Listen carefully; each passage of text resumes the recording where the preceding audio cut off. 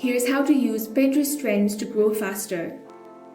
First, use the search filters to find high growth trends before they peak. Go to trends.pinterest.com, select your target country, and look at the trend type filter.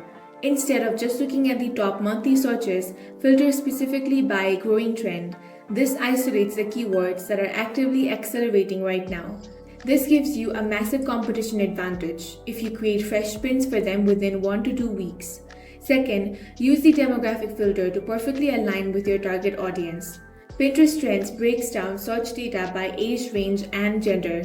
When you click a trending keyword, look at the interest split. If a specific aesthetic is spiking heavily with 18 to 24 years old but flat with older demographics, you know exactly how to style your visual text overlays and choose your color palettes to match their specific taste.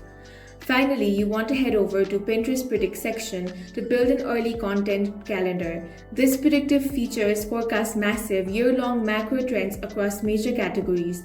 Look at the rising search terms under these predictions and start designing boards and video pins around them 45 days before seasonal interest hits.